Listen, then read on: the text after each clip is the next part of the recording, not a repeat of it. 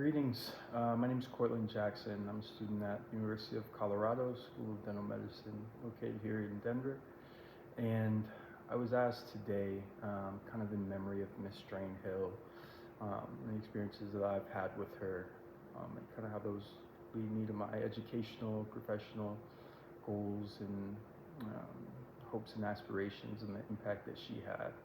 And I can remember my family moving to Metro St. Louis area about 2013, 2014. And at that point in the school year, you're in the mix, you're trying to learn faces, names, and of course, early on in those meetings with your counselors, you're getting a good feel for the person and who they are, and really just kind of like anyone at that age, looking for guidance, looking for answers, looking for someone who maybe can point you in a direction or even just kind of give you that metaphorical pat on the back. And I remember in those meetings with her and telling her my dreams about going to college, my dreams of doing something in healthcare, and my motivations and my family background, and my younger sister Sydney, who would be a student there at the high school, and just really sitting down and getting to know her. And I remember thinking that was the first person at the school where I had that type of connection. Um, so that instantly kind of made me trust her, and I think even furthermore bolstering that was the communication that she had with my family, my mother particularly, um, really did appreciate and utilize the resources and the connections and inspiration that she was truly able to leverage. And through my matriculation in high school, a lot of conversations and tough love. And I remember there was a history and honors writing course that was offered, and it was pretty challenging. And submitting my courses to be registered for the next semester, I didn't have the class, and so Ms. Hill calls she calls the professor, she calls the English teacher who teaches the course in here, and needless to say, after the meeting with those two, I walked out and I was enrolled in the more challenging honors course there.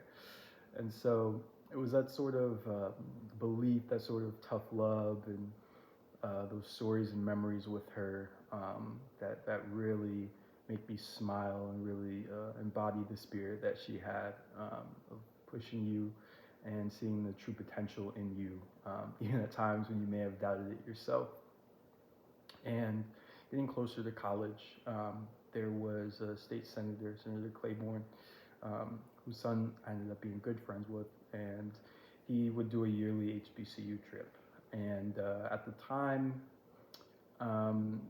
like a lot of kids, you look at schools and you don't really know what you're looking at and how to analyze it. And I hear a lot of us look at college choices, and our first thought is maybe football teams we've seen, or obviously Ivy League schools. And so I crafted my admissions list, and I remember having conversations with Miss Hill, my mother, about HBCUs, and not ever really having close family who was alumni or visiting. I thought it'd be worth a shot to go on this trip that Miss Hill had kind of gave me the connection to Senator Claiborne, who took us down, and we saw TSU, we went to Xavier. I met friends that I'm still in contact with today, guys that truly inspired me and are really, pushing the needle and doing great things. And just the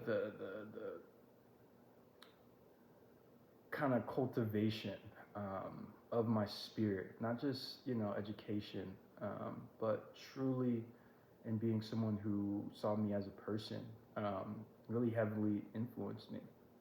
I ended up going to Morehouse College, which was a school that wasn't even on my radar, and it was one of the best choices ever. And it was really, to my family and her, introducing that trip to put HBCUs up there on my radar. You can see my brick back there in the Morehouse, 1867 Founders Date, cornerstone brick that they gave me at new student orientation. Um, and really, I look back on those formative years and experiences with Miss Chyriell, um, and it never fails to fill me with joy, fill me with spirit.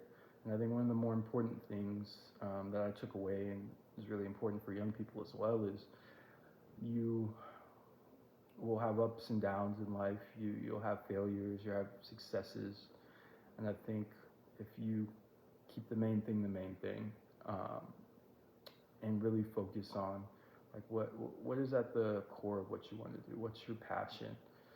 Um, People like Miss Chyriell are open to that spirit, they're open to that passion, and I'm so grateful that I came across her and so many others in my life, in my career, and now looking forward to residencies and those lessons that you learn, those people that you meet along the way, those blessings always stay with you.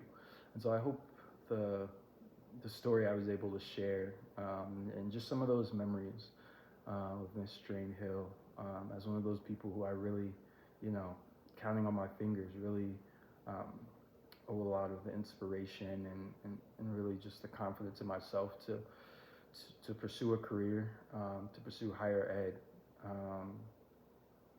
to really be myself, to know that I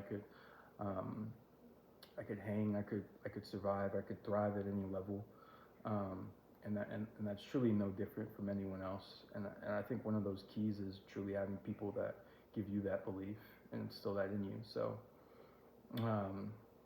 just in the memory of her passing,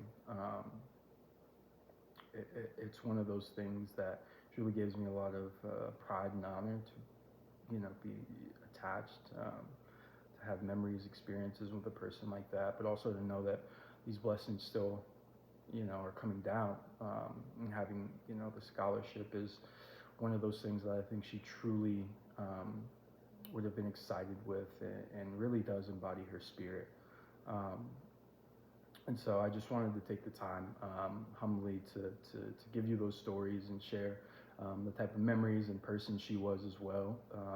As long as I'm here and I have those memories and I'm grateful, I truly think, throughout this journey and this crazy ride we call life, that gives you the wind beneath your wings, so to speak, to the struggles, the challenges, the darker times, is there's always a village of people behind you, and that starts at home with your family, but the people you meet along the way.